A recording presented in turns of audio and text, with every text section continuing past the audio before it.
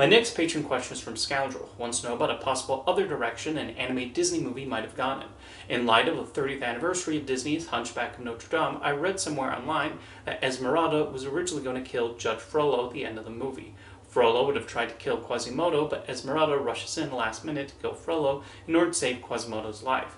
Would you have liked if they allowed Esmeralda to kill Judge Frollo in order to save Quasimodo, and do you think Esmeralda would have been justified in doing so? Do you think it would have been even more controversial? I say yes. Frollo is trying to murder Quasimodo. What was Esmeralda supposed to do? Let Quasimodo die at the hands of our arch enemy.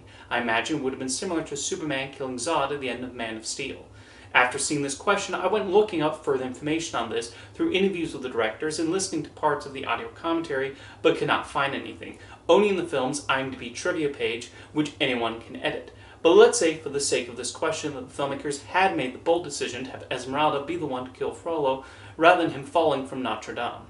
It would have shown Esmeralda finally putting a stop to Frollo after the harassment he subjected her to throughout the film, not to mention the way he treated her people. Essentially, the very person he lusted after throughout the film would be the one to do him in. By the way, a lot of Frollo's scenes where he acted inappropriately and horribly towards Esmeralda was storyboarded by Brenda Chapman, with the final film actually being toned down from what she initially drew. It would have fit thematically, but so does Frollo's death in the final film, as he's ultimately killed by the cathedral, the place he supposedly devoted himself to. It does work with the religious subtext of the movie, where sins are punished by this building with a connection to God. Of course, most of the Disney villains during that period tend to be killed by their own hand rather than by the heroes. Some of them fall to their deaths, like Ratigan, Gaston, and probably one of the most memorable deaths in Disney villain history, Clayton in Tarzan. Now that's what I call maybe the boldest way to kill a villain in one of the animated films, with them not shying away from showing his body hanging there.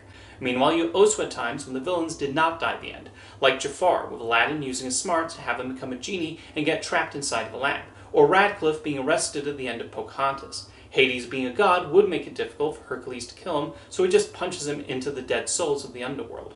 Then you have the interesting case of Scar, who Simba does throw off Pride Rock, but it is the hyenas who ultimately rip him to shreds. You do have a few examples during this era of the heroes themselves dispatching of the villains. Prince Eric kills Ursula at the end of The Little Mermaid when he rams that ship into her stomach. Although for the live-action remake, the filmmakers decide to reverse it and have Ariel be the one to do it.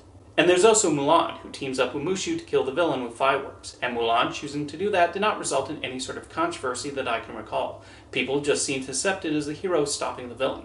Okay, one person objected, which was former US Vice President Mike Pence, who wrote an op-ed shortly after the film's release criticizing the story for depicting Mulan saving the day, and then he launched into a rant against women being in the military. I'm not making that up. When The Hunchback of Notre Dame was released, there were already discussions about it being darker than some of the previous Disney animated movies, and Jason Alexander even said at the time he felt the movie might be too intense for his then 4-year-old. So if it had depicted Esmeralda killing Frollo, that probably would have been mixed in with the rest of the discussions about the film's themes. According to the filmmakers, while the Disney executives were supportive of the movie going into this darker territory, one of Michael Eisner's stipulations was that it had to have a happy ending, which obviously meant Quasimodo and Esmeralda live, and Frollo had to be defeated. If you read the interviews by the filmmaking team, they were very careful of striking that balance of telling the story while still understanding it needed to be appropriate for Disney's usual family audience. I do think they succeeded, including that depiction of Frollo. He's absolutely an evil person, and one that is finally defeated by his own hubris and thinking he has God by his side. So like I said earlier, it's more thematically appropriate for him to fall into the fires down below on a cathedral gargoyle. Thank you for your question, Scoundrel.